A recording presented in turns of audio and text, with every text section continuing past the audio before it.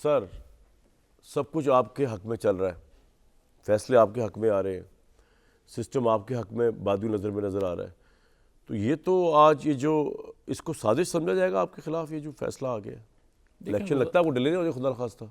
मेरे मुंह में खाक, तोबा तोबा, मैंने बात कह दी। आप सही कह रहे हैं, मेरे मुंह में भी खाक अगर मैं भी डिले की बात करूं, मगर कामरान शाहिद साहब गुजारिश इतनी है कि ये तो आज के मौजूदा जो अदलिया के चीफ हैं उनकी मेहरबानी कि अपने अदारे के अपने बंदे की दरख्वास्त नहीं, फरियाद सालों बाद सुनी गई। शौकत सिद्दीकी साहब, शौकत सिद्दीकी साहब, ओपन हेयरिंग वो भी, यस लाइव। अब आ जाएं कि जब मैं बात ये कहता था कि शौकत सिद्दीकी साहब को फ़लाँ फ़लाँ जर्नल और फ़लाँ फ़लाँ लोगों ने जाकर दबाव में ये बात कहने को कहा, तो कहा जाता था कि इसका सबूत कोई है। तो भाई आज अगर आप कह रहे हैं कि शौकत सिद्दीकी साहब शायद इल्ज़ाम लगा रहे हैं या जब तक साबित तो इल्ज़ाम ही है ना। लेकिन मुझे ये बताएं कि इससे पहले जो अदलिया थी, इससे पहले जो ताकतवर लोग थे जिनके बारे में वो कह रहे थे कि जनरल फैज़ साहब या ब्रिगेडियर साहब या दूसरों का नाम जो आपने लिए ना, जनरल बाजवा, क्या उस वक्त की अदलिया या उस वक्त के ताकतवर लोग खुद रहास नहीं कर सकते थे कि ये मेरे पे इल्ज़ाम है, इसको सुना जाए? वो तो सुने देना नहीं चाहते थे भाई। अगर उनमें सच्चाई होती। आप ये कह रहे हैं कि सारा सिस्टम नवाज शरीफ को उतारने पे लगा हुआ था 2000। बिल्कुल बिल्कुल। तो नवाज शरीफ का जुर्म क्या था? नवाज शरीफ का ये जुर्म, ये ना बताइएगा सड़कें बना दी, ट्रेन बना दी, सही वाला जवाब चाहिए मुझे आज। अच्छा चले आपको सही वाला जवाब ये आता है कि जुल्फ़िकार अली भुट्टो को किस वजह से फांसी हुई थी? तो पॉलिटिकल रीजंस थे ना, रियल पॉलिटिक्स थी। क्या आपको पता नहीं है कि नवाज शरीफ को नाकाबिले तस्खीर पाकिस्तान के दिफा को बनाने तो 98 में किया था ना, मैं 2017 की बात कर रहा हूं। एक सेकंड भाई, एक सेकंड रुक जाएं। क्या सीपैक छोटी वो जरदारी साहब ने किया था सीपैक, तो आपको यार आपने लॉन्च किया, आपने मुआहिदा करके उसको शुरू किया, और जब उसने आना था 2014 के धरने किस लिए थे? आप मुझे ये बता दें, क्या 4 हलकों के हवाले से 4 वो धरने थे? तो आप कह रहे हैं चाइना के प्रेसिडेंट सीपीआई को सबोटाज करने की कोशिश थी? बिल्कुल एक आलमी। ये तो बड़े अजीब सा इल्जाम लगा रहे हैं सर आप। नहीं इल्जाम नहीं है ये तो आप खुदा ना खास्ता वो इल्जाम लगा रहे हैं जो इमरान खान लगाते रहते हैं, साजिश के इल्जाम अपने ही इदारों पे। अच्छा मेरी अर्ज सुने ना, ये एक हकीकत है, और मैं आज जिम्मेदारी से एक और बात कहने लगा। जरा आराम से कहिएगा, तसल्ली से। अगर भाई वो जरा डिले टैक्टिक लगा दें। कामरान शाहिद साहब जी, हमें लोग कहते हैं ना कि 16 माह की हुकूमत में डिलीवर कुछ नहीं हुआ, महंगाई नहीं कम हुई, तो आप मेरा ये सवाल ही था आपसे। यार सवाल बात अच्छा चले इस तरह ना किया। अच्छा कर ले, बात मुकम्मल हो कर ले। मेरे सवाल का जवाब आपने अब तक नहीं दिया, लेकिन आप कर लें बात अपनी, मैं दोबारा कर, आप दोबारा सवाल कर लें। सर मैं ये कह रहा था कि अब आपके हक में आबो हवा जा रही है, आप कह रहे हैं आपसे नाइंसाफी हुई, तो आपने इसका जवाब नहीं दिया, आप क्यों उतारा गया? आपने सीपैक का बता दिया मुझे, चले कोई बात नहीं। मैं ये कह रहा हूँ, आपको लग रहा है खुदा ना खासा इलेक्शन डिले हो जाएगा आज के इस फैसले से? आपको अगर नागवार गुजरा है नहीं नहीं नहीं, तो मेरे बात मुकम्मल हो लेने दें। कर ले, बताए मुझे कोई नागवार बात नहीं। अच्छा ठीक है, बात यह है भाई कि जनरल बाजवा, जनरल फैज़ जो अपने इक़्तिदार की हवस में, अपने इख्तियार की हवस में, अपनी ताकत की हवस में जो पाकिस्तान के साथ प्ले करने वाले थे या करने जा रहे थे, अगर हम ये अदम एतमाद ना करते, 16 माह हुकूमत ना करते, तो पाकिस्तान को नाकाबिले तलाफी नुकसान खुदा ना खास्ता पहुंचने का अंदेशा था। अच्छा अब मेरा सवाल कि आज की डेवलपमेंट से आपको लग रहा है कि इलेक्शन खुदा ना खास्ता डिले हो सकता है? देखिए मैं, और आप क्या करेंगे फिर? देखिए मैं बड़ा क्लियर हूँ, एक लम्हा भी इलेक्शन डिले होंगे तो उसका नुकसान पाकिस्तान को होगा, पाकिस्तानी कौम को होगा, पाकिस्तान की मईशत को होगा, और आप जीतने के लिए तैयार हैं?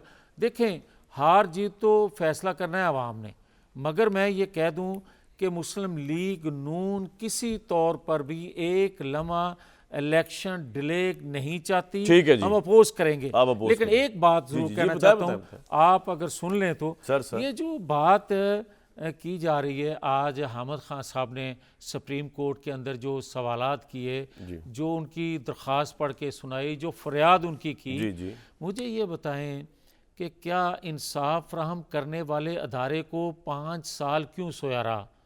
क्या 5 साल ताकतवर अदारे उस वक्त के जो लोग थे उन पर इल्ज़ाम था, उस वक्त के ताकतवर अदारे ने खुद एहतसाबी का एक तरीक़ाकार हर अदारे के अंदर मौजूद है, क्यों ना किया अपने लोगों के खिलाफ। और आज भी ये कहता हूँ, एक सेकंड, आज भी मैं आपको जवाब दूंगा। जी जी, आज भी ये कहता हूँ कि 9-10 मई के बाद एक अदारे ने खुद एहतसाबी अपने अंदर की और बहुत से लोगों को सजा हुई, सर, मगर हाजिर सर्विस लोगों के को हुई, रिटायर लोगों को दी जानी चाहिए जो मनसूबा साज थे। ये आप सबका अमूमी मिजाज है। आप मुझे बताइए कि आपको पता था जनरल बाजवा ने आपकी हुकूमत गिराई, आपको पता था जनरल बाजवा ने आपके खिलाफ सारा कुछ किया बकौल आपके, मैं उसको मानूं या ना मानूं, आप क्योंकि जनरल बाजवा पावर में थे आपने उनको एक्सटेंशन दे के मज़ीद पावरफुल किया। आपके लोग खड़े हुए हाथ बांध के पार्लियामेंट के अंदर आप लोगों ने उनको, क्योंकि आप लोग ताकतवर से तायब हो जाते हैं। अब जबकि जनरल बाजवा उतर गए सीट से, अब आपकी बातें सुन लो।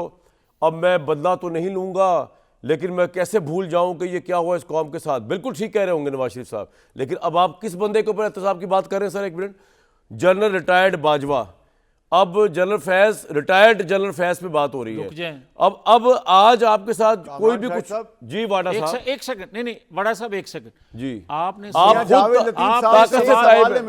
सवाल लेके आपने जवाब दे रहे हैं, जल्दी कर लें, जल्दी। मेरा सवाल भी है मियां साहब जी, मियां साहब इतने बुरे थे बाजवा साहब, इतने बुरे थे तो भाई एक्सटेंशन क्यों दी थी लेट लेट कर? मैं भी यही कह रहा था। ब्लैंकेट चेक इशू किया था। अब जवाब दे सर मेरी बात सुने मियां जावेद लतीफ साहब, इतनी हिम्मत होनी चाहिए कि हम कुर्सी पे पंगा ले। हमने भी बर्दाश्त किए गर्म और सर्द मौसम, नाअहल भी हुए, पूरी जिंदगी लिए नाअहल हुए, सर आप दें, पगड़ियां भी उछलवाई। जी बिल्कुल फैसल भाई आपकी बात है। जी आप जावेद लतीफ साहब, आज आपके पास मैदान खाली है, जो आपने फिर भी चौथे नंबर पे आना है।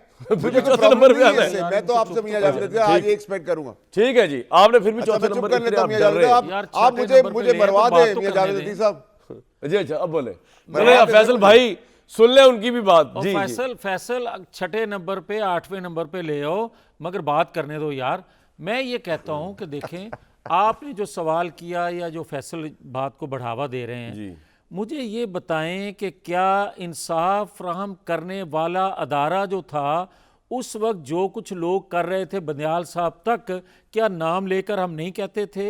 या निगरान जो जज बैठाया गया था उसका नाम नहीं लेते थे? या जिसकी वीडियो आई, ऑडियो आई, उसका नाम नहीं लेते थे? क्या गुजरांवाला में हाजिर सर्विस बाजवा साहब हों, फैज साहब हों या कोई और साहब हों, इरफान साहब, सबका नाम नहीं? एक सेकंड यार। और क्या मैं पेट्रोल बम बनाता, क्या मैं मसल्ला जत्थे तैयार करता, उनको लेकर एक्सटेंशन ना देते, एक्सटेंशन ना देते। जो पहली एक्सटेंशन की आप बात कर रहे हैं, हाँ, उस जुर्म में हम भी शरीके जुर्म हैं। मगर एक सेकंड, मगर वो जुर्म हम ना भी करते जो कि नाकर्दा गुनाह था, और नाकर्दा गुनाह का बेलज्जत गुनाह हमने किया। गुनाह बेलज्जत कहते हैं, उर्दू तो खराब ना करें। चलो त्याड़े कहते कर लेना, मट्टो साहब कर लेना। मगर ये बात भी जहन में रहनी चाहिए कि दूसरी एक्सटेंशन नहीं, सॉरी तीसरी एक्सटेंशन, दूसरी एक्सटेंशन भी मासूफ चाहते थे।